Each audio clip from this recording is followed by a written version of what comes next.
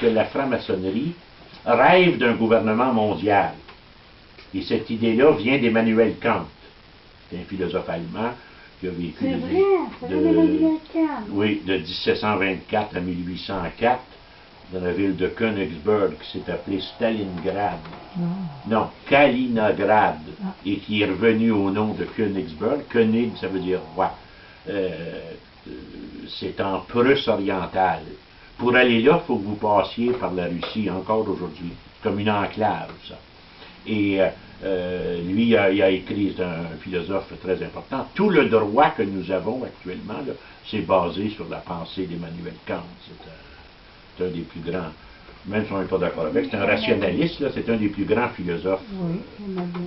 Et dans sa philosophie, il rêvait d'un gouvernement mondial.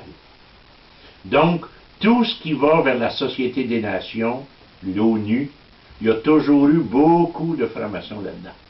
Parce que ça fait partie de leur philosophie, si on peut dire. Ça reviendrait à une philosophie genre fraternité, égalité. Mondiale. Oui, c'est eux autres qui inventent ça. C'est eux autres. La définition de la République telle qu'on la connaît, c'est de la franc-maçonnerie.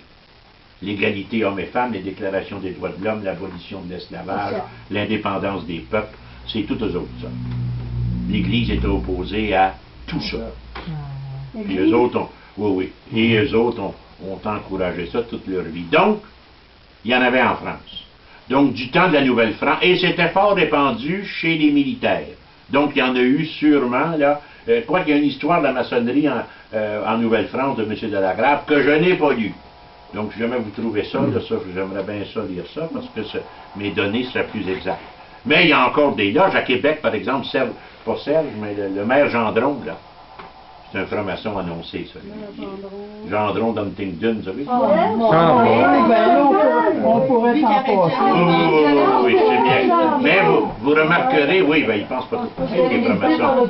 Oui, mais sur certains points, vous pouvez découvrir ça. N'oubliez pas que ce sont les fondateurs du libéralisme. Ah oui. Ah, je l'aime. Libéralisme, c'est liberté. C'est là que ça vient. Donc, être libéral, c'était d'être favorable à la liberté. Liberté de pensée, liberté de croyance, liberté de parole, liberté d'association. Ce sont toutes des victoires des francs-maçons. On n'aurait pas ça sans ça.